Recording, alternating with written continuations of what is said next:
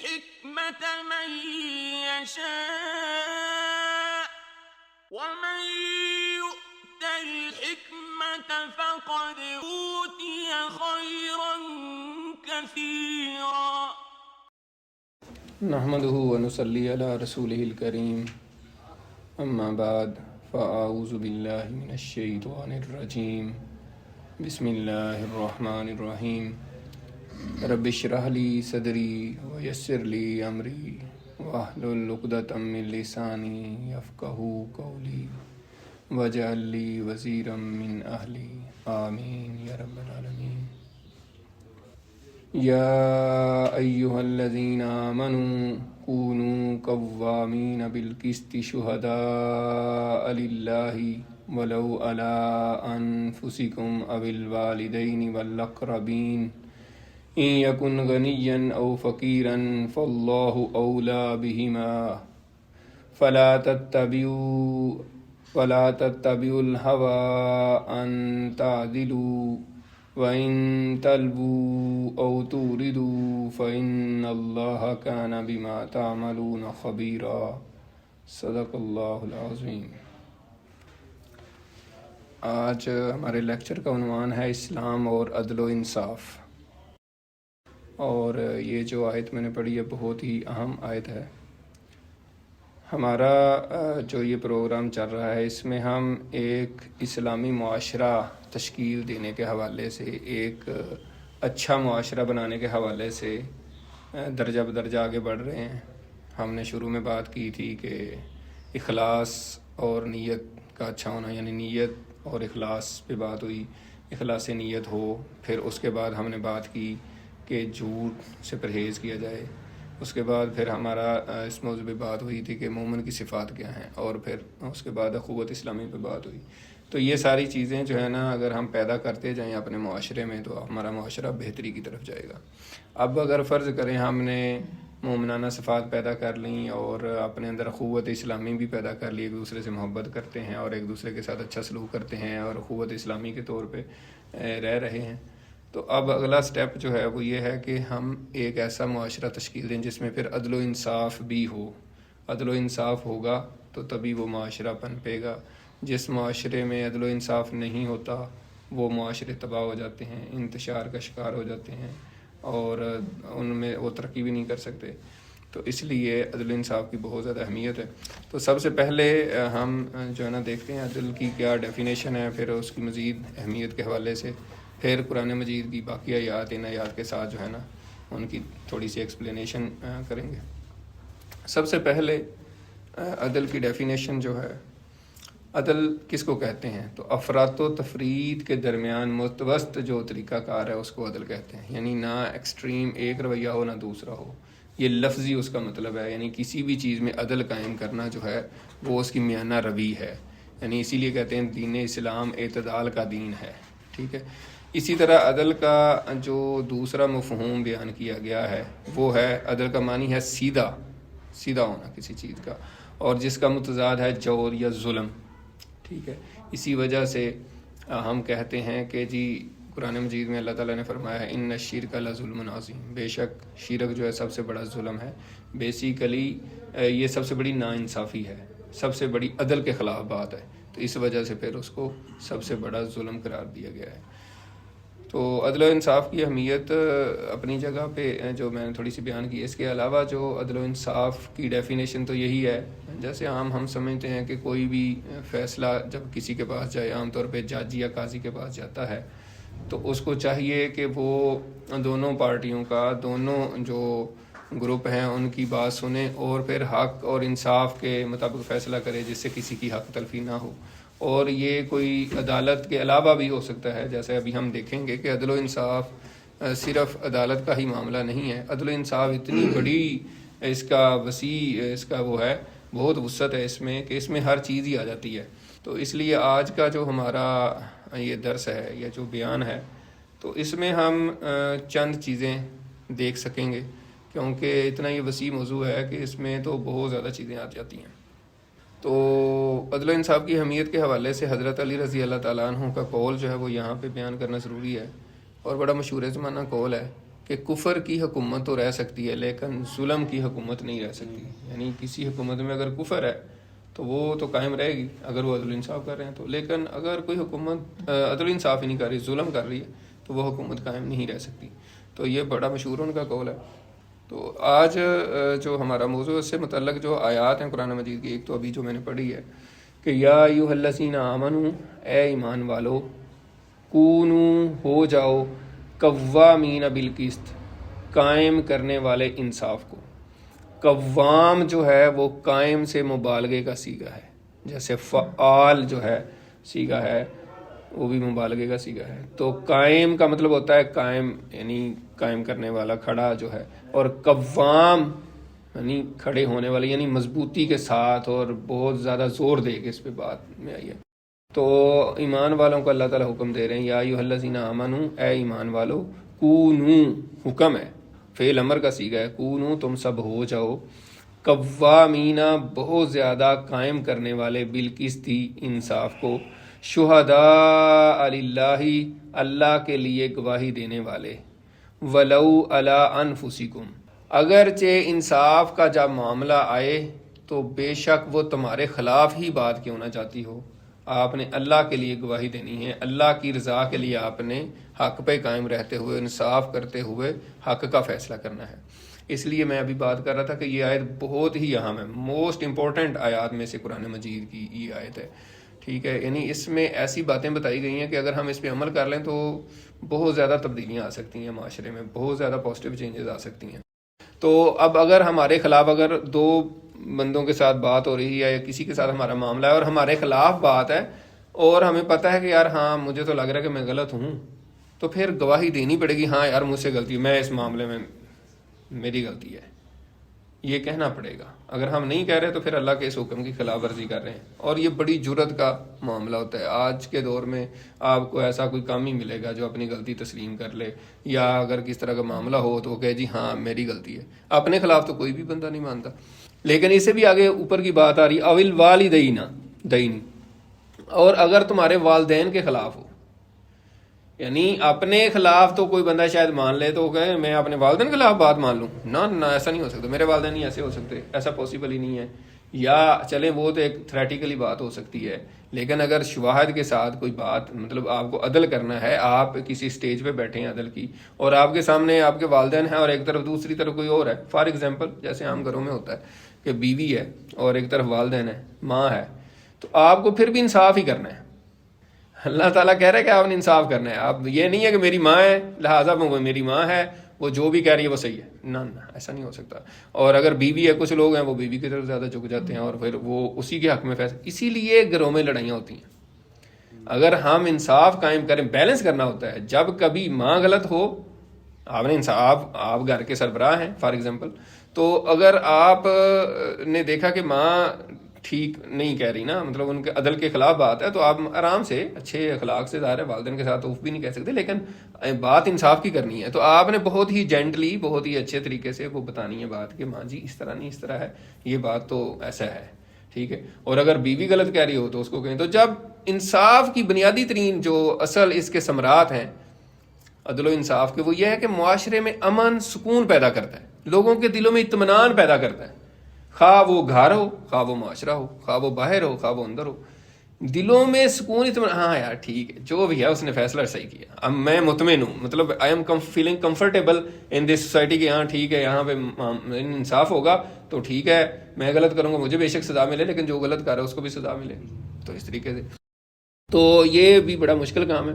کئی لوگوں کو دیکھا گیا ہے، یعنی وہ خود اپنے معاملے میں یا ویسے تو کہیں گے، لیکن جب ان کے والدین کی بات ہے تو کبھی بھی وہ تسلیم نہیں کرتے اور کبھی بھی حق کی بات نہیں کرتے. وہ ماں کے بارے میں خاص طور پہ لوگ بڑے وہ ہوتے ہیں کہ نہیں جی میرے ماں تو ایسا نہیں ہو سکتا، اور ماں باپ کے بارے میں والاقربین، اور اگر قریبی رشتہ دار ہو پھر بھی، مطلب بندہ قریبی رشتہ دار ہے اور آپ نے پنچایت بٹھائی ہے، آپ اپنے، یعنی فار ایگزامپل ہم بات کر رہے ہیں عدالت کا معاملہ تو دور کی بات ہے، پنچایت تو عام بیٹھ جاتی ہے، گھروں میں بیٹھ جاتی ہے، لوگ آپ کے پاس فیصلہ کروانے آ جاتے ہیں کہ یار یہ ہمارا فیصلہ کر دیں. تو اگر آپ کے ہی کسی رشتہ دار کا معاملہ ہو کسی اور بندے کے ساتھ، ٹھیک ہے، یعنی میرا کزن ہے اور میرا کوئی اور محلے دار ہے، تو ان دونوں کا معاملہ کوئی ہو گیا، وہ میرے پاس ہیں، یار آپ فیصلہ کریں، ہمارے جھگڑا ہو گیا تو آپ ہمارا فیصلہ کر دیں. اب میرا تو کزن ہو اور بڑا پیارا ہو، میرا اس کے ساتھ بڑا تعلق ہو، تو میں اب فیصلہ کرنے بیٹھوں تو مجھے اللہ تعالیٰ کہہ رہے ہیں کہ آپ نے حق کا فیصلہ کرنا ہے، بے شک وہ تمہارا قریبی رشتہ دار ہے. اسی طرح اس کو آپ ایکسٹینڈ کر سکتے ہیں. اقرب جو ہوتا ہے نا، قریبی ہوتا ہے، یعنی وہ رشتہ دار بھی ہو سکتا ہے، دوست بھی ہو سکتا ہے، جو آپ کے قریب ہو. اب میرا دوست ہے، اس سے مجھے بڑی محبت ہے، ٹھیک ہے، تو کسی معاملے میں کسی کے ساتھ ہوا ہے تو وہ حق پہ نہیں ہے، تو اب مجھے یہ نہیں دیکھنا کہ یار میرا دوست ناراض ہو جائے گا تو میں ڈنڈی مار دوں، نہیں. اور دوست کو بھی دیکھنا چاہیے کہ یار اس نے بات صحیح کی ہے تو مجھے اس پہ ناراض نہیں ہونا چاہیے. لوگ پھر ناراض ہو جاتے ہیں. تو بہرحال یہ اللہ تعالیٰ کا فیصلہ ہے، اللہ تعالیٰ کا حکم ہے. اور مزید یہ تو ایک انیشل بات ہے، اس سے اگلی سٹیج ایک دوسرا پہلو جو بڑا اہم اللہ تعالیٰ نے فرمایا، ان یکن غنیا او فقیرا فاللہ اولا بہما.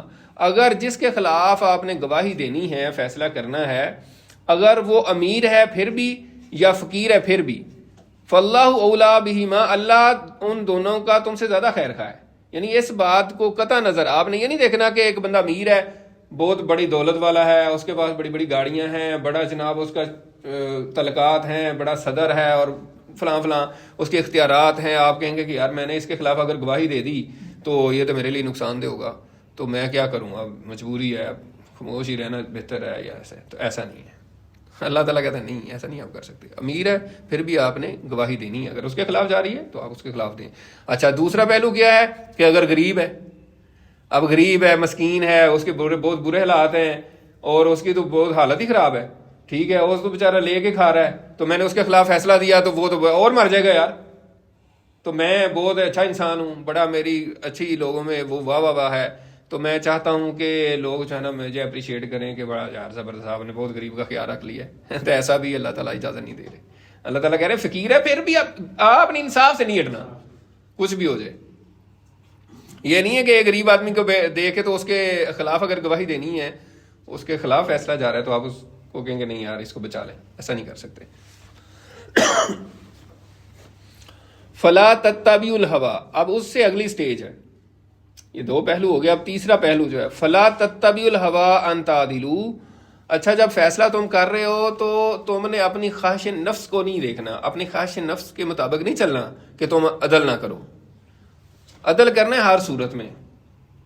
آپ کا دل کہہ رہا ہے کہ نہیں یار مجھے تو یہ اچھا لگ رہا ہے نا، یہ بندہ مجھے ٹھیک لگ رہا ہے. کچھ لوگ یہ کہتے ہیں جی میں مطلب دے کے کسی کو، یا میں اپنے ضمیر کے مطابق فیصلہ دیتا ہوں، اس طرح کی باتیں کرتے ہیں. تو یہ نہیں ہے. جب عدل کرنا ہے تو شواہد کی بنیاد پہ کیا جاتا ہے. عدل آپ اپنے دل سے، اپنی مطلب آپ کو فیلنگ سے اس طرح نہیں ہو سکتا. عدل آپ نے شواہد دونوں کی بات سننی ہے پھر کرنا ہے. تو اس وجہ سے یہاں کہا جا رہا ہے کہ فلا تتبعوا الہوا ان تعدلوا. حضرت علی رضی اللہ تعالیٰ عنہ کے پاس ایک بندہ آیا، اس نے اپنے ہاتھ پہ اپنی آنکھ رکھی ہوئی تھی، اس کی کسی نے آنکھ نکال دی. تو حضرت علی رضی اللہ تعالیٰ عنہ کو کہا کہ حضور فلاں بندے نے میری آنکھ نکال دی، آپ اس کے خلاف فیصلہ کریں، اس کی بھی آنکھ نکالنے کا آرڈر جاری کریں. تو حضرت علی رضی اللہ تعالیٰ عنہ نے کہا کہ ایسے نہیں ہے، اس کو بھی بلا لیں، تم کہیں اس کی دونوں نہ نکال کے آئے ہو، میں ایسی فیصلہ کر دوں. تو کچھ لوگ ایک بندے کی سن کے فیصلہ کر دیتے ہیں، یار اس کے ساتھ اتنا ظلم ہوا ہے، اس سے زیادہ کیا ہو سکتا ہے، اب اس کے خلاف کچھ نہ کوئی ایکشن لینا چاہیے. بھائی اس کو پہلے بلائیں، اس کی بھی سنیں. جب تک آپ دونوں پارٹیوں کی بات نہیں سنتے اور دونوں کے موقف کو بالکل تسلی سے نہیں سنتے، آپ فیصلہ نہیں کر سکتے، ون سائڈڈ فیصلہ نہیں کر سکتے. بے شک آپ کو لگ رہا ہوگا یار اس سے زیادہ بہت ہی زیادہ مارا ہے اور بہت زیادہ ظلم کیا ہے اس کے ساتھ یار، تو میں اس کے حق میں فیصلہ کر دوں. اب اس کو کیا بلانا ہے، چلو یار آؤ اس کے اوپر حملہ کرتے ہیں جا کے. نہیں، ایسا نہیں کر سکتے، قطعی طور پہ ایسا نہیں کر سکتے. تو یہاں پہ یہ بات بھی کہی جا رہی ہے فلا تتبعوا الہوا ان تعدلوا وان تلووا. اور اگر تم کج زبانی کرو، کج روی کرو، یعنی اپنی زبان کو توڑ مروڑ کے کوئی بات کرو، او توریدو یا اعراض کرو، ٹھیک ہے، پہلو تہی کرو، تو فإن اللہ کان بما تعملون خبیرا. یعنی یہ بھی نہیں کر سکتے کہ آپ زبان کو تھوڑا ایسے ہی ہے بس، مطلب ایسی بات گھما پھرا کے، اس کی بھی اجازت نہیں ہے. ہوتا ہے نا بندہ کہ تھوڑا سا میں ایسے ٹیڑھا میڑھی بات کر کے نا گول مول سی اور توڑ موڑ کے، تو پتہ نہ چلے میں نے کس کے حق میں فیصلہ بات کی ہے، کس کے خلاف کی ہے، تو بس میں نکل جاؤں پتلی گلی سے، جیسے مفتی مسعود صاحب کہتے ہیں، طارق مسعود صاحب. تو ایسا بھی نہیں کر سکتے.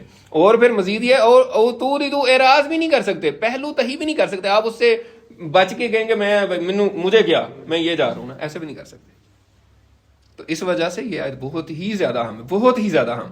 پھر اللہ تعالیٰ نے فرمایا فَإِنَّ اللَّهَ، پس بے شک اللہ تعالیٰ، کانا ہے بما تعملون خبیرہ، جو تم عمل کرتے ہو اس کو بہت باریک بینی سے خبردار ہے. یعنی بہت خبردار ہے، اس کو ہر چیز کا پتہ ہے. یہ ساری باتیں بتا دی ہیں آپ کو. پھر اللہ تعالیٰ کہہ رہا ہے کہ جو تم کرو گے نا، یہ نہیں ہے کہ تم کہو گے اچھا یار میں تو کسی کو تو کوئی پتہ نہیں نا، کوئی نہیں جان رہا، میں یہ تھوڑا سا زبان سے ٹیڑھی بات کر دیتا ہوں، یا پہلو تہی کر لیتا ہوں، یا اپنی خواہش نفس سے فیصلہ کر لیتا ہوں، یا اپنے والدین کے حق میں کر لیتا ہوں، بے شک ان کے خلاف ہے. کچھ بھی کریں گے اللہ کو پتہ ہے، اللہ تعالیٰ بہت اچھی طرح جانتا ہے. اسی طرح کی ایک اور آیت جو ہے وہ سورۃ المائدہ کی آیت نمبر 8 ہے. یا ایھا الذین آمنوا کونوا قوامین للہ شہداء بالقسط، اے ایمان والو اللہ کے لیے، یعنی اللہ کی رضا کے لیے قائم کرنے والے ہو جاؤ انصاف کو.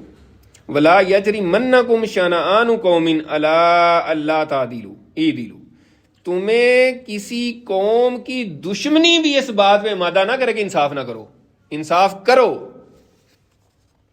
ٹھیک ہے، ہوا اقرب للتقوی، وہ تقوی کے زیادہ قریب ہے. اگر آپ تقوی حاصل کرنا چاہ رہے ہیں، آپ کہہ رہے ہیں میں نیک انسان بن جاؤں. لوگ تو آج کل تقوی صرف یہی سمجھتے ہیں نا کہ بس ٹوپی پہن لی، پگڑی پہن لی، ٹھیک ہے، سنت کے مطابق داڑھی رکھنا تو سنت ہے، وہ کر لی ہے، نماز پڑھ رہے ہیں، ہاتھ میں تسبیح ہے، تو بس پھر تقوی ہی تقوی ہے، باقی جو مرضی کرتے پھریں. ٹھیک، باقی 2 نمبریاں کریں، فراڈ کریں، رشوت لیں، بےایمانیاں کریں، کرپشن کریں، وہ جی تقوی تقوی. اب اور کیا تقوی؟ ایسے نہیں کام چلے گا. اللہ تعالیٰ کو ہم اصل میں سمجھتے ہیں کہ اللہ تعالیٰ کو تو ایسے ہی بس ہم، اللہ تعالیٰ کو کیا پتہ ہے؟ اللہ تعالیٰ کو بھائی، اللہ تعالیٰ کو تو ہر چیز کا پتہ ہے. تو بہرحال عام ہمارا یہی بنا ہوا ہے. ہوا اقرب للتقوی، یہ تقوی کے زیادہ قریب ہے. واتقوا اللہ، اللہ سے ڈرو. ان اللہ خبیر بما تعملون، یہاں پہ بھی یہ بتا دیا کہ بے شک اللہ تعالیٰ بہت اچھی طرح خبردار ہے جو تم کرتے ہو. تو یہ بڑی اہم آیات ہیں قرآن مجید کی. One of the most important آیات جو ہے نا، اس میں سے یہ آیات ہیں کہ عدل کرو. اور یہ جو پہلی آیت میں نے پڑھی ہے، میں تو کہتا ہوں اس کو بھی کہیں لکھ کے لگا دینا چاہیے سامنے گھر میں، اور ہم دیکھتے رہیں. اور میرے سمیت میں اس پہ یہ بہت سیریس بات ہے، اور ہم سے اس پہ عمل نہیں ہو رہا آج کل. میں آپ کو سچی بات بتاؤں تو ہمیں یہ پڑھنے کا مقصد یہی ہے نا، ہم جو پڑھ رہے ہیں، دیکھ رہے ہیں، سن رہے ہیں، تو ہم انشاءاللہ تعالیٰ اس کی طرف عمل کرنے کی طرف انشاءاللہ تعالیٰ آئیں. اس کے علاوہ جو آیات ہیں قرآن مجید کی، سورۃ النحل کی آیت نمبر 90 ہے. اللہ تعالیٰ فرماتا ہے ان اللہ یأمر بالعدل والاحسان، بے شک اللہ تعالیٰ حکم دیتا ہے عدل کا اور احسان کا. یعنی عدل تو یہ ہے کہ جس کا جو حق ہے وہ اس کو دے دیں، اور احسان یہ ہے کہ مزید دے دیں. جیسے وہ بابا اشفاق احمد صاحب کی بات یاد آ گئی ہے کہ انہوں نے ایک دفعہ ذکر کیا اپنے کسی اس میں، جیسے ان کی کتاب بھی ہے زاویہ، تو انہوں نے کہا کہ سفر کیا انہوں نے اپنے پیر صاحب کے ساتھ، جو بھی تھے پیر و مرشد تھے، تو وہ کہتے ہیں جب رکشے پہ سفر کر کے ہم پہنچے تو آج کے زمانے میں سمجھ لیں کہ 450 روپیہ بنا سمجھانے کے لیے. تو کہتے ہیں میں نے 500 دے دیا یا 450 دے دیا. تو میں بڑا خوش تھا کہ میں نے بڑا احسان بھی کیا ہے. تو بابا جی نے پوچھا کہ کتنے دیے، تو میں نے کہا کہ 550 دے. تو انہوں نے کہا کہ یار تو 500 پورا دے دیتا، تو نے دیے میں سے ہی دینا تھا. تو یہ ہوتا ہے احسان، یعنی آپ کے جتنے بنتے ہیں آپ اتنے سے تھوڑا سا زیادہ دے دیں، تو یہ احسان ہے. اسی طرح اگلی آیت ہے سورۃ النساء کی آیت نمبر 58 ہے. وَإِذَا حَكَمْتُمْ بَيْنَ النَّاسِ أَن تَحْكُمُوا بِالْعَدْلِ، یعنی جب کبھی تمہیں لوگوں کے درمیان فیصلے کا موقع ملے، فیصلہ کرو تو عدل کے ساتھ کرو. یعنی کبھی تمہیں پنچایت میں بلایا جائے کہ جی آپ ہمارا فیصلہ کر دیں، یا آپ قاضی ہیں، یا آپ جج ہیں، یا آپ دفتر میں ہیں، کہیں پہ بھی ہیں، تو آپ عدل کے ساتھ فیصلہ کریں.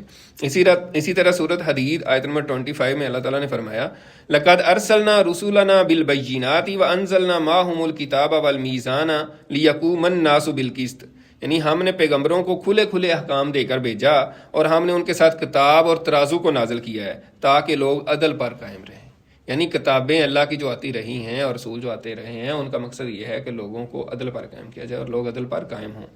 اسی طرح اگلی آیت جو ہے یہ بھی بڑی اہم آیت ہے، اور اس میں بھی ہمارے لیے بڑا سبق ہے. اللہ تعالیٰ فرماتے ہیں سورۃ الممتحنہ آیت نمبر 8 ہے ان اللہ یحب المقسطین، بے شک اللہ تعالیٰ محبت کرتا ہے. اللہ تعالیٰ کی ذات جو ہے وہ محبت کرتی ہے، پسند کرتی ہے، محبوب رکھتی ہے ایسے لوگوں کو جو انصاف کرنے والے ہیں، جو انصاف کرتے ہیں.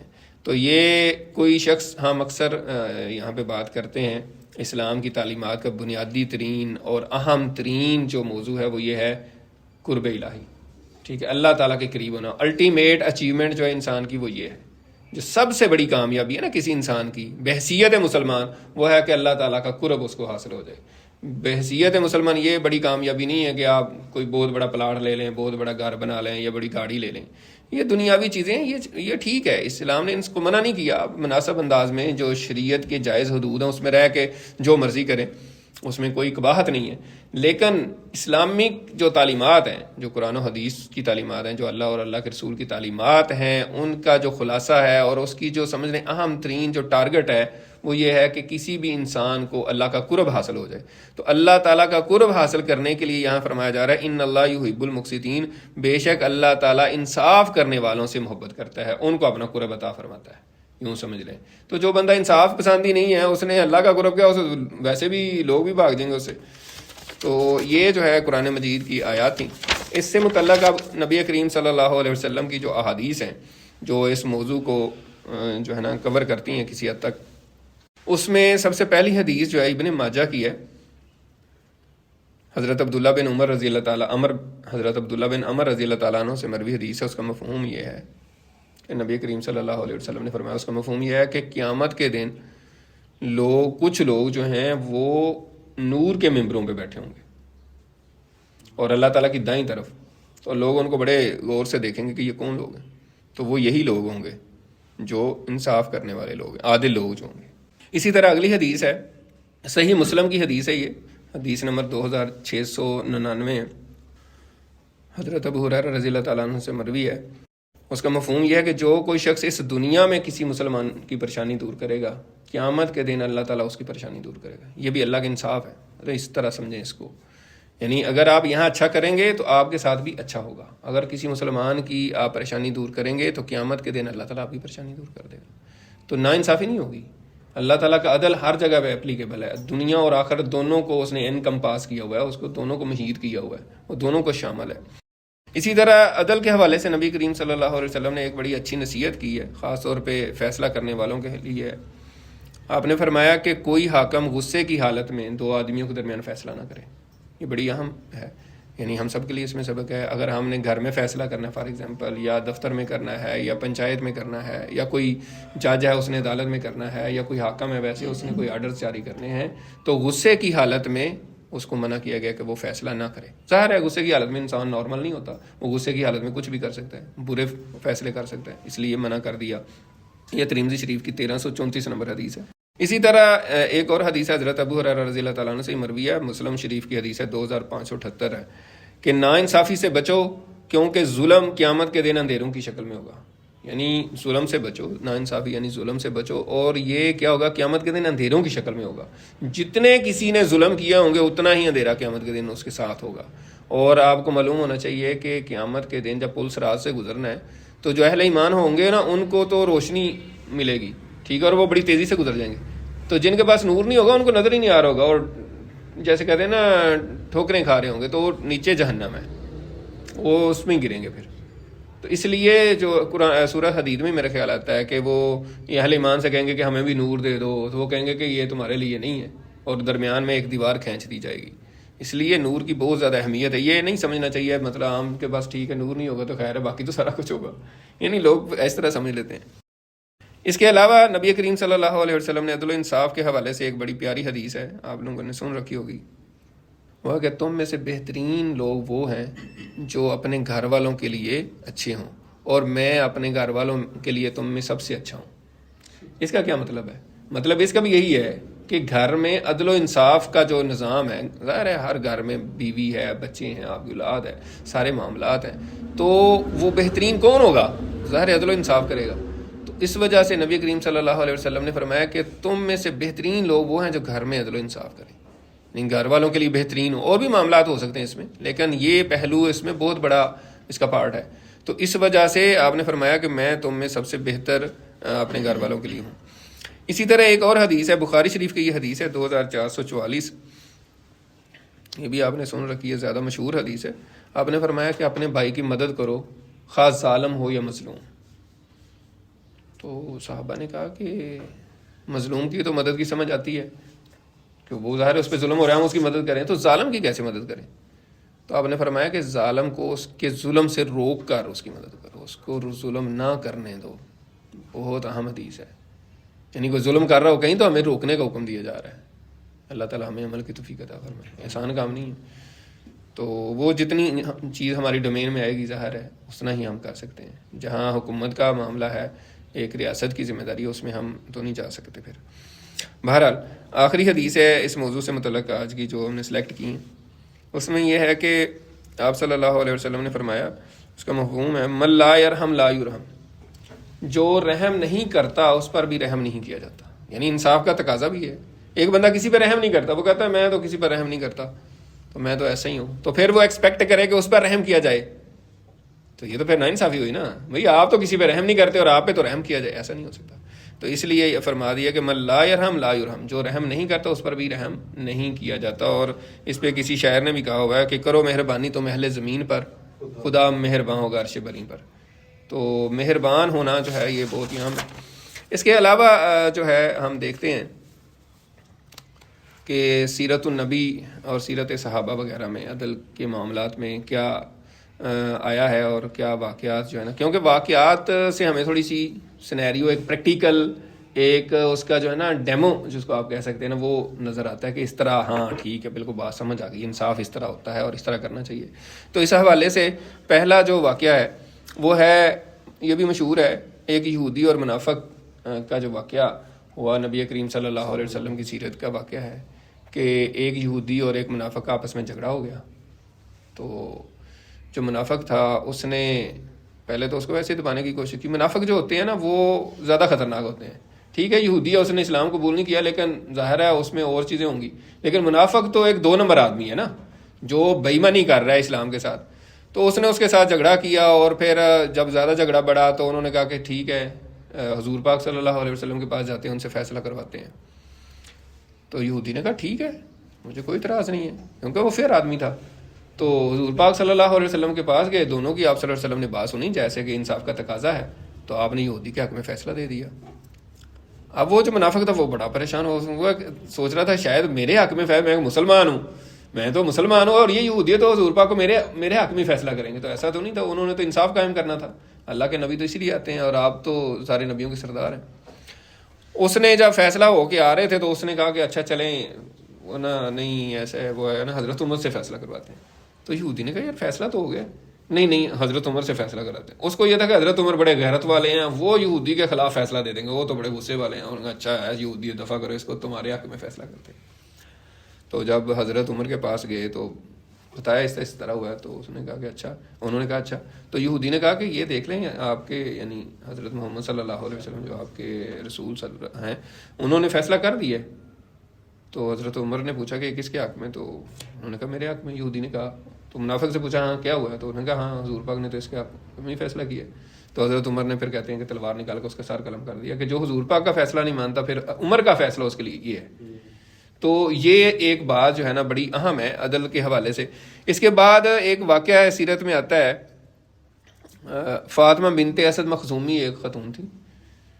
مخزوم جو قبیلہ تھا مکے میں سمجھ لیں چودھری لوگ جو ہے نا وہ تھے بڑا سٹرونگ، یعنی 2 قبیلے سب سے زیادہ سٹرونگ تھے، ایک بنو ہاشم اور ایک بنو مخزوم. یہ ٹکر کے قبیلے تھے. اسی وجہ سے ساری کنفلکٹ تھی، اسی وجہ سے سارے معاملات تھے. یہ ابو جہل بھی اسی قبیلے سے تھا، ولید بن مغیرہ اسی قبیلے سے تھا، بہت بڑا سردار تھا ان کا. ٹھیک ہے، اور پھر حضرت خالد بن ولید بھی ظاہر ہے اسی کے قبیلے سے تھے. تو بڑے بڑے یعنی کہ اپنے آپ کو یہ سمجھتے تھے، ان کا بڑا اثر و رسوخ تھا. ٹھیک ہے اسلام آ گیا، لوگ مسلمان ہو گئے، لیکن خاندانی جو ایک وہ روب ہوتا ہے یا ایک امپیکٹ ہوتا ہے وہ تو اسی طرح رہتا ہے. جیسے آپ دیکھیں نا ہمارے پنجاب میں سکھ جو ہیں وہ جٹ جو ہیں وہ پنجاب مشرقی پنجاب میں بھی جٹ ہیں وہ سکھ ہیں. کئی ایسے قبیلے ہیں چوہان ہیں بڑے جو ابھی بھی وہ ہوئی ہیں، اور جو مسلمان ہو گئے ہوئے ہیں وہ مسلمان چوہان ہیں یا جٹ ہیں یا ایٹسیٹرا. تو وہ اسی طرح چیز ہوتی ہے. بہرحال جی ان کی خاتون ایک نے چوری کر لی اور حضور پاک صلی اللہ علیہ وسلم تک کیس آ گیا. ظاہر اب اس کے ہاتھ کاٹے جانے تھے، چوری کا تو یہی ہے. تو اب انہوں نے جو ان کے بڑے سردار تھے انہوں نے کہا یار یہ تو بڑی بےزتی ہے، ہمارا خاندان ہے، ہماری تو ناک کٹ جائے گی پورے عرب میں. ان کی عورت نے مطلب چوری کی، اس کا ہاتھ کٹ گیا، تو سفارش کروائیں کسی کی نا. تو سب نے پتہ کی، ظاہر ہے ایک شہر میں رہتے ہیں، محلے میں رہتے ہیں، آپ کو پتہ ہوتا ہے کون کس کا زیادہ پیارا ہے اور کس کی سفارش مانی جا سکتی ہے. تو سب نے کہا کہ حضرت اسامہ بن حارثہ جو ہے، حضرت اسامہ بن زید رضی اللہ تعالیٰ عنہ جو ہے ان کی سفارش کروائیں. کیوں؟ وہ آپ کے بہت لاڈلے تھے. یہ بھی آپ لوگوں کو پتہ ہونا چاہیے. جب حدیث سنتے ہیں نا تو حضرت اسامہ سے سفارش، بندہ کہتا ہے یار یہ حضرت اسامہ سے سفارش کیوں کروائی ہے، حضرت ابو بکر سے کیوں نہیں کروائی، حضرت عمر سے کیوں نہیں کروائی. حضرت اسامہ جو ہیں سمجھ لے آپ کے پوتے تھے. یعنی جس سینس میں آپ سمجھنے کی کوشش کریں نا، کسی انسان کا پوتا ہو تو کتنا اس کے ساتھ لاڈ پیار ہوتا ہے. کیوں؟ کیونکہ حضرت زید بن حارثہ کو حضور پاک نے اپنا بیٹا بنا لیا تھا. پھر اللہ کا حکم آ گیا کہ جو ان کے والدین انہی کے نام سے پکاریں، ٹھیک ہے، اور وہ اللہ تعالیٰ، لیکن حضور پاک نے ان کو بیٹا بنا لیا تھا. ان کے ساتھ محبت تھی، گھر کے فرد تھے، سارا کچھ تھا. پھر ان کے آگے بیٹے تھے حضرت اسامہ، ٹھیک ہے نا. تو اس وجہ سے، اور ان کو آپ نے پھر ایک لشکر کا امیر بھی بنایا تھا. تو بہت بڑی یعنی کہ شخصیت ہے. اس حوالے سے حضور پاک صلی اللہ علیہ وسلم سے کوئی بات کہہ بھی لیتے تھے، باقیوں کی کسی کی جرت نہیں ہوتی تھی. اصل میں حضرت ابو بکر، حضرت عمر جرت نہیں کرتے تھے بڑے معاملات میں بات کرنے کی، یہ کر لیتے ہوتے تھے. اصل میں لوگوں نے آبزرو کیا ہوا تھا. تو خیر انہوں نے سفارش کی حضور پاک صلی اللہ علیہ وسلم کے پاس جا کے کہ جی ایسے ہے. تو آپ نے فرمایا اسامہ تم اس میں سفارش کر رہے ہو. آپ نے پھر فرمایا کہ اگر میری بیٹی فاطمہ بنت محمد بھی ہوتی، اگر اس نے چوری کی ہوتی تو میں اس کا بھی ہاتھ کاٹ دیتا، ٹھیک ہے. اور پہلی قومیں اسی وجہ سے تباہ ہو گئیں کہ ان کے جب بڑے کوئی چوری کرتے تھے تو ان کو وہ چھوڑ دیتے تھے، اور جب چھوٹے چوری کرتے تھے تو وہ ان کو پکڑ لیتے، ان کو سزا دیتے تھے. تو یہی ہمارے معاشرے میں ہو رہا ہے. اور یہ پھر اس خاتون کا ہاتھ کاٹا گیا. یہ بھی عام طور پہ بیان نہیں ہوتا، بس اتنی بات ہو جاتی ہے اور آگے بات ختم ہو جاتی ہے. یہ اگلی روایات میں آتا ہے. پھر اس کا ہاتھ کاٹ دیا گیا تھا، اور پھر وہ کٹے ہوئے ہاتھ سے ہی پھیر رہی ہوتی تھی اور ساری بات. تو بہرحال یہ انصاف کی بہت بڑی ایک دلیل ہے اور ایک بہت بڑی مثال ہے. سیرت صحابہ میں جو عدل و انصاف کی ہمیں مثالیں ملتی ہیں، اور حضرت عمر رضی اللہ تعالیٰ عنہ جو ہے اس معاملے میں بہت مشہور اور معروف ہیں، اور عدل فاروقی دنیا میں مانا جاتا ہے. تو اس حوالے سے بڑا ہی ایک سبق آموز واقعہ بھی ہے، اور جو ہے نا کیا اس کو کہتے ہیں، بہت ہی متاثر کن واقعہ ہے. حضرت عمر کے دور میں جب وہ خلیفہ تھے تو حضرت عمر بن العاص جو ہیں وہ مصر کے حکمران تھے. انہوں نے مصر فتح کیا تھا، اور پورا مصر جو ہے اس کے وہ بادشاہ تھے، سمجھ لیں گورنر تھے. تو ان کا ایک بیٹا جو ہے، وہاں پہ ان کا ایک بیٹا جو ہے وہ کسی قبطی یعنی مصری کے ساتھ کوئی گھوڑ دوڑ کا مقابلہ ہوا، تو دونوں کے گھوڑ دوڑے، تو ان کا گھوڑا ہار گیا. حضرت عمر بن العاص کے بیٹے کا نام ان کا نہیں مجھے یاد، کیونکہ حضرت عبداللہ بن عمر نہیں ہو سکتے یہ جو ہے نا، ان کے جو بیٹے ہیں نا وہ تو بڑے صحابی ہیں اور ان کی بڑی احادیث ہیں. تو یہ کوئی اور بیٹے ہیں. تو بہرحال اس کو غصہ آیا، اس نے اس قبطی کو، اس مصری کو مارا، مطلب غصہ ظاہر ہے ہارنے پہ. تو اس نے کہا یار یہ کیا بات. اس نے خط لکھا حضرت عمر کے نام کہ اس طرح ہوا ہے اور میرے ساتھ زیادتی ہوئی ہے. خط حضرت عمر کے پاس پہنچ گیا. حضرت عمر واقعی عادل بادشاہ تھے، اور انہوں نے کہا بلاؤ ذرا اس بیٹے کو بھی بلاؤ، اور حضرت عمر بن عاص گورنر مصر کو بھی بلاؤ. بلا لیا مدینے، اور اس قبطی کو بھی، اور مصری جو مصری تھا اس کو بھی بلایا. اس نے کہا کہ ہاں بھائی بتاؤ. اس نے کہا ہاں جی ایسے ہی ہوا ہے. دونوں کی بات سنی جیسے انصاف کا تقاضا ہے. قبطی کا بھی سنا اور پھر اس کا بھی سنا، حضرت عمر کے بیٹے کا. تو انہوں نے کہا ہاں جی میں نے مارا ہے. تو آپ نے فرمایا پھر مار کھانے کے لیے تیار ہو. جو اس کو ڈنڈا دیا اور اس کو کہا کہ اس کو مارو، جتنے ڈنڈے اس نے تمہیں مارے ہیں اتنے ہی ڈنڈے اس کو مارو. اور حضرت عمر بن عاص سامنے کھڑے دیکھ رہے، سارے صحابہ دیکھ رہے تھے، کسی کی جرت ہی نہیں تھی کہ بات کرے، پتہ تھا حضرت عمر ہے. تو ایسا انصاف جب ہوتا ہے نا، پھر دنیا میں آپ کی حکومتیں قائم ہوتی ہیں، پھر آپ ترقی کرتے ہیں، پھر آپ کی سلطنت پھیلتی ہے. تو جب اس نے ڈنڈے مار لیے نا اس کو، تو حضرت عمر نے کہا کہ یہ جو عمر اس کا باپ ہے نا، اس کو بھی دو مارو، کہ اس نے اس کو کیوں نہیں منع کیا ہوا تھا اور کیوں نہیں تھا. تو اس نے پھر کہا کہ نہیں میرا اپنا بدلہ پورا کر لیا. تو یہ ہوتا ہے انصاف. ایسے نہیں حضرت عمر جہاں مرضی چٹائی پہ لیٹ جاتے تھے اور سپر پاور جو ہے ان سے ڈرتی تھی. یعنی وہ سپر پاور روم اور ایران ان سے ایسے خوف زدہ تھر تھر کانپتے تھے حضرت عمر کا نام سن کے. اور وہ جب بندہ ان کا جاسوس آیا مدینے میں تو اس نے کہا کہ کدھر ہے تمہارا امیر یار، میں ان کا بڑا نام سنا. انہوں نے کہا وہ درخت کے نیچے چٹائی پہ لیٹا ہوا ہے، بس ایک ڈنڈا ان کے پاس ہے بس. تو ایسے تھے. بہرحال اسی طرح کا ایک واقعہ جو ہے وہ حضرت علی رضی اللہ تعالیٰ عنہ کے خلاف واقعہ ہے. یعنی حضرت علی رضی اللہ تعالیٰ عنہ نے دیکھا کہ ایک یہودی جو ہے ان کی زرہ لیے ہوئے جا رہا ہے. تو انہوں نے کہا یار یہ تو میری زرہ ہے. تو اس نے کہا نہیں. تو حضرت علی رضی اللہ تعالیٰ عنہ نے مقدمہ کر دیا اس کے خلاف. تو ابو شریح بہت بڑے قاضی تھے مسلمانوں کے حضرت علی کے دور میں، چیف جسٹس ہوں گے اس وقت. تو ان کی عدالت میں فیصلہ گیا، حضرت علی کو بھی بلا لیا اور اس یہودی کو بھی بلا لیا. بعض روایات میں کچھ لوگوں نے عیسائی بھی لکھا ہے، لیکن غالب جو ہے وہ یہودی ہی ہے زیادہ جو میں نے پڑھا ہے. تو پوچھا، دونوں کی باتیں سنی، تو قاضی نے کہا جی ہاں جی حضرت علی رضی اللہ عنہ، حالانکہ خلیفہ وقت تھے. اب یہ بھی بات نوٹ کر لیں، یعنی پرائم منسٹر ہے، صدر ہے، تو عدالت نے اگر بلایا ہے تو آپ کو وہاں پیش ہونا ہے. یہ نہیں ہے کہ آپ کہیں کہ میں تو بڑا نواب آف کالا باغ ہوں، میں نہیں جاتا، ایسا نہیں ہو سکتا. تو خلیفہ وقت جو تھے وہ پیش ہو گئے. آج کے دور میں دیکھیں نا کیا ہوتا ہے. تو حضرت علی رضی اللہ تعالیٰ عنہ پیش ہو گئے، وہ یہودی بھی آ گیا. تو قاضی نے کہا جی ہاں ٹھیک ہے، آپ کی موقف ہم نے سن لیا، آپ گواہ پیش کریں. حضرت علی سے کہا نا، کیونکہ مدعی تو یہ تھے. تو حضرت علی نے کہا کہ جی اس پہ گواہ تو میرا بیٹا ہے، حضرت حسن غالباً، تو ان کو میں بلا لیتا ہوں. انہوں نے کہا نا، جج نے کہا نا، بیٹا گواہی نہیں دے سکتا باپ کے حق میں، اور کوئی گواہ پیش کریں. تو حضرت علی رضی اللہ تعالیٰ نے کہا کہ اور تو میرے پاس کوئی گواہ نہیں ہے. تو انہوں نے پھر کہا کہ ٹھیک ہے، پھر یہ یہودی کے حق میں فیصلہ ہے، یہودی کی چیز ہے، پھر آپ کے پاس تو گواہی نہیں ہے. تو حضرت علی نے رضی اللہ تعالیٰ عنہ نے کوئی اس پہ اعتراض نہیں کیا، منوان قبول فرما لیا. اور وہ یہودی اتنا متاثر ہوا، اس نے کہا کہ واقعی یہ ہے عدل و انصاف. اور اس نے پھر بتا دیا کہ یہ کہاں سے، میں نے کہا جنگ صفین میں جب آپ جا رہے تو وہاں رستے میں کہیں آپ کی گری تھی زیرہ، تو وہاں سے میں نے اٹھائی تھی. تو یہ ایک جو ہے نا بڑی زبردست مثال ہے. اسی طرح حضرت عثمان غنی رضی اللہ تعالیٰ عنہ کا واقعہ ہے ان کے بیٹے کے حوالے سے، کہ کسی نے شکایت کی، کسی عورت نے یا ویسے کسی نے شکایت کی. ان کا بیٹا حضرت عثمان غنی کا ایک بیٹا جو ہے نا وہ گورنر تھا کسی علاقے میں، تو ان کے خلاف شکایت کی. تو حضرت عثمان غنی نے فوراً اپنے بیٹے کو وہاں سے ہٹا دی، گورنر سے وہ ڈسمس کر دیا، ان کو معطل کر دیا ان کو. تو صحابہ کرام تو ایسے تھے. اسی طرح حضرت عبداللہ بن رواحہ جو ہے نا، اور خیبر کے یہودیوں کا واقعہ ہے.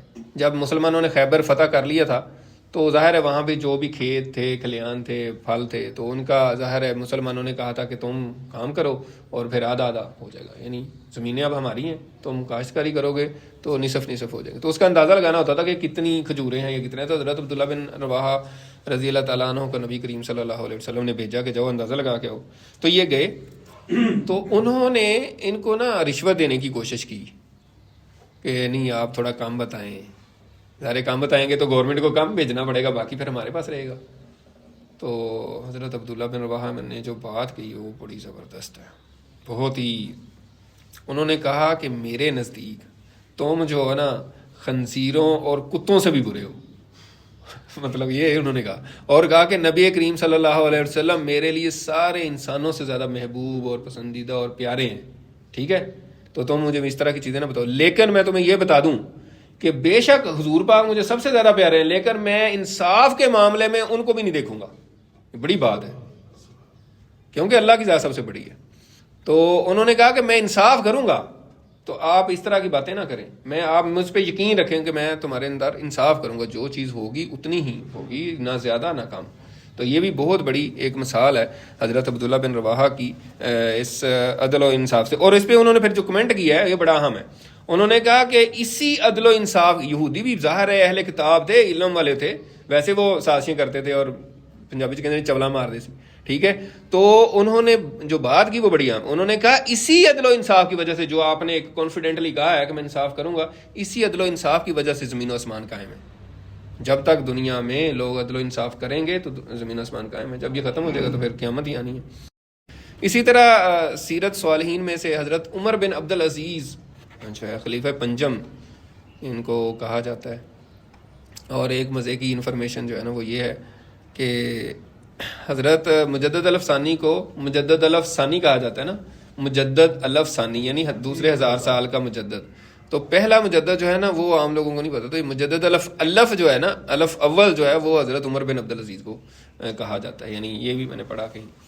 تو بہرحال بہت بڑی شخصیت ہے، اور بنو امیہ کا خاندان تھا جنہوں نے ظلم و بربریت کی تھی اور بڑا مال شال لوٹا ہوا تھا. تو جب یہ حکمران بنے تو انہوں نے سارا مال جو ہے نا وہ واپس کیا. انہوں نے کہا کہ جو کچھ بھی ہے نا وہ واپس کریں، جو غلط طریقے سے مال میرے بڑوں نے بنایا ہوا ہے، ٹھیک ہے. یہاں تک کہ اپنی بیوی کو کہا یہ تمہارے پاس جو زیور ہے یا جو چیزیں ہیں نا یہ بھی واپس کرو، اگر میرے ساتھ رہنا ہے میری بیوی کے طور پہ تو پھر تو یہ واپس کرو، اگر نہیں تو پھر تمہاری مرضی، پھر تم چھٹی کرو. تو ان کی بیوی بھی کو ولی اللہ تھی، انہوں نے کہا بالکل میں سارا کچھ واپس کروں گی، سارا کچھ واپس کر دیا. اور اسی طرح کے ایک بڑا دلچسپ واقعہ جو ہے انہی کی جو خلافت تھی اس میں واقعہ ہوا، بڑا مزیدار واقعہ ہے، بڑا ایمان افروز ہے. واقعہ یہ ہے کہ مسلمان فتح کرتے جا رہے تھے، علاقے فتح کرے، مسلمان کی فوجیں ہر طرف پھیلی ہوئی تھیں. تو مسلمانوں کا ایک لشکر جو ہے، بہت بڑی فوج جو ہے، وہ غالباً جو مجھے یاد آ رہا ہے وہ آذربائیجان کے علاقے میں پہنچ گئی، اور وہاں ایک جا کے انہوں نے شہر فتح کر لیا. تو شہر فتح ہو گیا، اور عدالتیں جس طرح شہر کا نظام ہوتا ہے وہ چلنا شروع ہو گیا، عدالتیں لگ گئیں، سارا کچھ سلسلہ لگ گیا. تو ان کے جو لوگ تھے پروہت وغیرہ، جو غیر مسلم تھے، کوئی پتہ نہیں جیسے بتوں کی پوجا کرنے والے اس طرح پروہت وغیرہ، تو انہوں نے کہا کہ یار یہ کیا طریقہ کار ہے ان کا کسی ملک کو فتح کریں. انہوں نے تھوڑا اسٹڈی کیا، انہوں نے کہا کہ یہ ان کا طریقہ یہ ہے کہ کہیں جاتے ہیں تو کہتے ہیں کہ آپ مسلمان ہو جائیں تو اب ہمارے بھائی ہیں، آپ کا ملک آپ کے پاس ہی رہے گا، تو کوئی مسئلہ نہیں ہے، ہم آپ سے جنگ نہیں کریں گے. دوسرا یہ کہتے ہیں یا پھر ہمیں جزیہ دو تو پھر بھی ٹھیک ہے، پھر ہم جنگ نہیں کریں گے آپ سے، لیکن ملک ہمارا ہو جائے گا، اور یہ بھی نہیں کرو گے تو پھر جنگ ہوگی. تو انہوں نے کہا کہ یہ تو انہوں نے نہیں کیا، ٹھیک ہے، ایسا تو نہیں ان کے سپہ سالار نے کیا، ایسے ہی آ کے شہر فتح کر لیا. تو یہ ان سے پتہ کرتے ہیں کہ ان کا جو امیر ہے، جو بادشاہ ہے مسلمانوں کا، اس کے پاس شکایت کرتے ہیں. تو لوگوں سے پوچھا کہ کہاں پہ ہے ان کا بادشاہ وغیرہ ہے. انہوں نے کہا جی وہ دمشق شہر جو ہے نا، ظاہر وہاں سے کتنا دور ہے، تو وہاں پہ وہ بادشاہ ہے ان کا امیر جو ہے. تو انہوں نے اپنا ایک ایلچی جو ہے نا وہ بھیجا، جو زیادہ پڑھا لکھا تھا، جس کو زبانیں آتی تھیں اور سارا. تو اس کو کہا کہ تم جاؤ اور ان سے جا کے کہو کہ اگر یہ آپ کا طریقہ کار ہے تو آپ کے سپہ سالار نے اس کو فالو نہیں کیا. ٹھیک ہے، یہ تو ظاہر ہے ان کے سارے بڑے تھے نا جنہوں نے شہر حوالے کیا تھا، تو اس وقت انہوں نے سارا دیکھا تھا. تو وہ بندہ سفر کرتے کرتے وہاں پہنچا، اور وہاں پہ جب جامع مسجد دمشق دیکھی تو اس نے کہا کہ یہی بادشاہ کا محل ہے، یہی سب سے بڑا خوبصورت اور لگ رہا ہے. تو لوگوں سے پوچھا یہی بادشاہ کا محل ہے؟ انہوں نے کہا نہیں یہ بادشاہ کا محل نہیں ہے، یہ اللہ کا گھر ہے، یہاں عبادت کرتے ہیں. تو انہوں نے کہا کہ بادشاہ کہاں آپ کا؟ تو انہوں نے کہا فلاں محل ہے، ادھر چلے جاؤ، ادھر ان کا گھر ہے. پھر جا کے کسی سے پوچھا جی مسلمانوں کے امیر کا گھر؟ انہوں نے کہا ادھر ہے. وہ کہے کہ یار یہ پتہ نہیں مجھے پاگل بنا رہے ہیں بھلا، ادھر یہ تو کوئی ایسی عام سی بستی ہے، تو وہ تو بادشاہ اور اس کا محل ہوگا بہت بڑا، اور اس کے تو ٹھاٹھ باٹھ ہوں گے، تو یہ ایسے میرے ساتھ مذاق کر رہے ہیں. قصہ مختصر یہ ہے کہ وہ آگے چلتا گیا، پوچھ کے انہوں نے کہا جی وہ ہے ادھر پہنچ گیا، اس گلی میں پہنچ گیا. اس نے کہا جی اس گلی میں دوسرا گھر ہے. تو وہاں گیا تو ایک شخص نظر آیا جس نے وہ بازو اوپر کیے ہوئے تھے اور وہ دیوار کو لیپ کر رہا تھا اپنے گھر کی. تو اس نے کہا یار یہ میرے ساتھ مذاق کر رہے ہیں، یہ بادشاہ ایسا تو نہیں ہو سکتا، ایک بادشاہ ہے اور اتنی پوری دنیا میں حکومت ہے، اور یہ جناب اپنے گھر کی دیوار پوچھ رہا ہے اور مطلب اس طرح کر رہا ہے. تو جب جس سے بھی پوچھے وہ کہ یہی ہے. اس کے کہا یار پتہ نہیں، اب چلو میں بات کرتا ہوں. جو بھی ہے وہ گیا. تو اس نے کہا جی آپ مسلمانوں کے امیر ہیں ڈرتے ڈرتے؟ تو اس نے کہا کہ ہاں، وہ حضرت عمر بن عبدالعزیز تھے. تو اس نے کہا کہ پھر میں تو اس کام کے لیے آیا ہوں اتنی دور سے. تو وہ اس کو شک شبہ ہوا یار پتہ نہیں کیا ہے کریں گے، یہ کیا ہے مطلب معاملہ ہے. تو حضرت عمر بن عبدالعزیز نے پوچھا کہ ہاں کیا کام ہے؟ تو اس نے کہا اس طرح ہوا ہے، ہمارا شہر اس طرح فتح کیا گیا ہے اور وہ فالو نہیں کیا گیا رول جو آپ کے ہیں. اس طرح ہی ہے نا آپ کے رول، کہ آپ پہلے دعوت دیتے ہیں پھر اس طرح پھر جا کے جنگ کرتے ہیں. آپ نے فرمایا کہ ایسے ہی ہے. تو اس نے کہا کہ یہ رول فالو نہیں کیے گئے. تو حضرت عمر بن عبدالعزیز نے کہا ٹھیک ہے، پھر میں تمہیں ایک پرچی لکھ دیتا ہوں، تو مجھے وہاں کے جو چیف جسٹس ہے، جو وہاں میں ہماری عدالت کا بڑا جج ہے، اس کو جا کے دے دینا تو تمہارا انصاف ہوگا، کوئی مسئلہ نہیں. تو انہوں نے لکھ کے دے دیا. اس نے وہ کہا یار یہ پتہ نہیں بادشاہ ہے نہیں ہے، اور اسے لکھ دیا ایسے ہی میرے ساتھ ڈرامہ ہی ہو رہا ہے. اس کو یقین نہیں آ رہا، وہ کہہ رہا ہے میرے ساتھ مذاق کر رہے ہیں مسلمان، ٹھیک ہے، ایسے مجھے غلط جگہ انہوں نے بھیج دیا ہے، کہتے ہیں یہ ان کا بادشاہ ہے. تو وہ لے کے جانا شروع ہو گیا، واپس سفر طے کر کے اپنے شہر پہنچا اور جا کے اپنے لوگوں کو بتایا. ان کو کہا کہ یار مجھے تو یقین نہیں آ رہا. بہرحال وہ کہہ رہے ہیں کہ اپنے وہاں جو جج ہے، جو چیف جسٹس ہے، اس کو جا کے دے دے. تو اس نے جا کے ان کو دے دیا. اس کو پوچھا، وہ کمزور سا بندہ تھا، وہ چیف جسٹس بھی بڑا ویک سا کمزور سا جسمانی لحاظ سے نا، جیسے ایک نحیف سا کوئی جج تھا. تو اس نے کہا کہ اچھا یہ اچھا، اس کو بتا دیا جا کے پرچی. اس نے کہا ہاں ٹھیک ہے ہم کل فیصلہ کریں گے. تو اس نے کہا یہ فیصلہ کرے گا اور مسلمانوں کے سپہ سالار اتنی بڑی فوج کا اس کو بلائے گا اور اس کے حق میں فیصلہ کرے گا. خیر کل اگلے دن عدالت لگی. عدالت نے جج نے دونوں کو بلا لیا، آرمی چیف کو بھی اور ان کو بھی جنہوں نے مقدمہ کیا تھا. تو انہوں نے کہا ہاں جی اپنا مدعا پیش کریں. انہوں نے کہا جی انہوں نے ہمارا شہر اس طرح فتح کیا اور یہ تو آپ کے رولز میں نہیں ہے، اس طرح تو نہیں ہے. تو جو جج تھا اس نے آرمی چیف سے، جو سپہ سالار تھا، اس سے پوچھا ہاں جی بتائیں آپ نے اس کو فالو کیا کہ نہیں.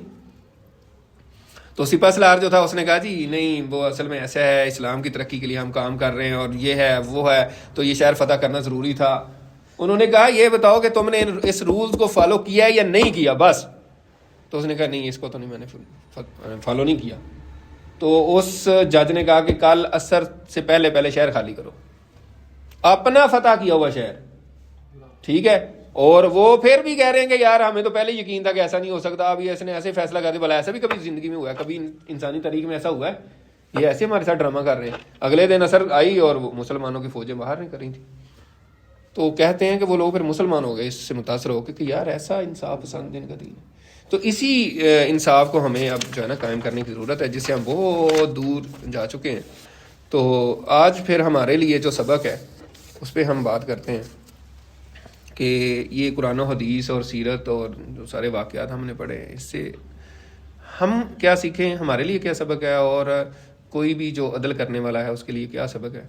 تو سب سے پہلے تو یہ ہے کہ عدالتیں ہیں, بڑا جو ایک پورشن عدل و انصاف کا ہم کہتے ہیں قانونی عدل جو ہے, باقی سوشل جسٹس جس کو ہم کہتے ہیں سماجی عدل, وہ بھی ساری اس میں آتا ہے. تو اس میں تو یہ ہے کہ عدالتوں میں جو جج بیٹھے ہیں ان کو چاہیے کہ دونوں پارٹیوں کو سنیں, اچھی طرح موقف سنیں اور حق اور عدل کے مطابق فیصلہ کریں, کسی کے ساتھ زیادتی نہ کریں, کسی سے پیسے نہ لے کے فیصلہ کریں, نہ کسی کے پریشر میں, نہ دباؤ میں آ کے. اس کے علاوہ جو عدل کی چیزیں ہیں جو سوشل جسٹس بھی کہہ سکتے ہیں یا اور معاملات, عدل بیسیکلی دونوں طرف کا ہوتا ہے ویسے. یعنی ہم سمجھتے ہیں کہ ایک کو عدل کرنا چاہیے تو دوسرے کو بھی اس کے اگینسٹ کچھ نہ کچھ کرنا ہوتا ہے, ٹھیک ہے نا. تو مثلا گھر میں عدل کی بات کریں, ٹھیک ہے, تو والدین کو چاہیے کہ اپنی اولاد کے ساتھ عدل کریں, آپ مطلب بچوں کے ساتھ عدل کریں. شوہر کو چاہیے کہ اپنی بیوی کے ساتھ عدل کرے, جیسے ابھی بات ہو رہی تھی.